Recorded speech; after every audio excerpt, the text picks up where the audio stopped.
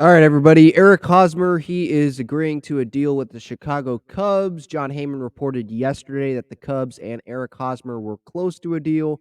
Jesse Rogers of ESPN shortly ago reported that the deal would be done. They are in agreement. What does this mean for the Padres? Now, we know Eric Hosmer obviously did not have a good tenure for the Padres, but what I want to talk about is what it's going to mean now.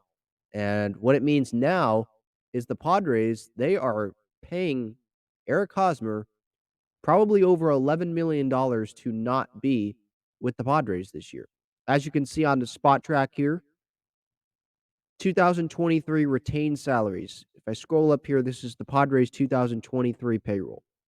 Scroll all the way down. You got the reserve suspended, Tatis till April 20th. Then the 2023 retained salaries. Eric Hosmer, $12 million dollars, over $12 million dollars that they have to pay for him. He's making up 6.56% of the payroll. Now, the Cubs, I would think they're giving him a 1-year deal. It has not been reported the length or how much money, but since the Padres are paying the next 3 years of the contract, you would think it's 1 year minimum salary. Kind of like if Trevor Bauer gets released and another team picks him up.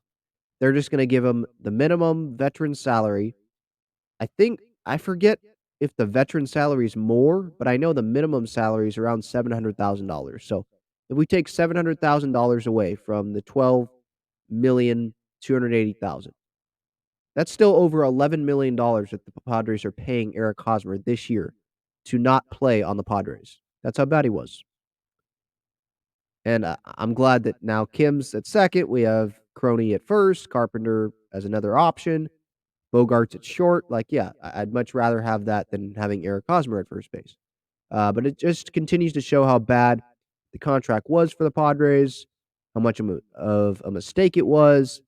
And so the Padres, they will not be paying this amount, from my understanding. They won't be paying over $12 million dollars to Hosmer. They will be paying however much is remaining from the salary the Cubs give, if that makes sense. So if it's $700,000, let's say, then subtract 12, this number here, $12 million, 280,000.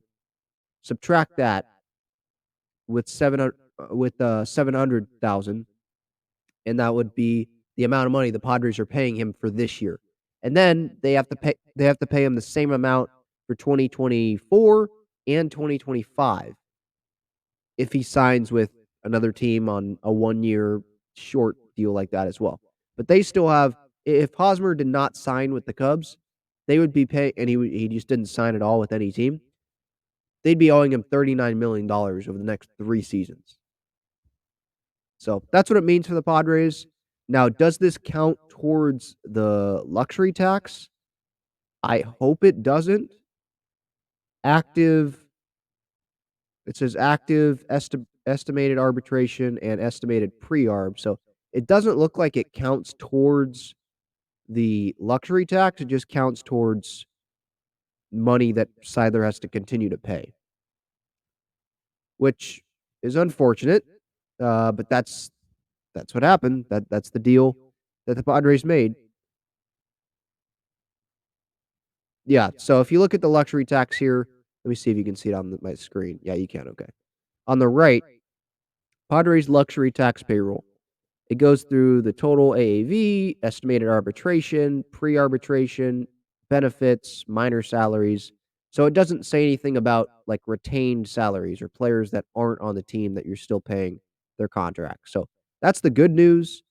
Um, that's what it means for the Padres. I guess you can leave your thoughts if you want to on Eric Hosmer and if you think this will work out with the Cubs. Uh, they might play him as the starter for April, and they have a prospect coming up. I think his name is Matt Mervis, I want to say, and he'll probably play first base from then on.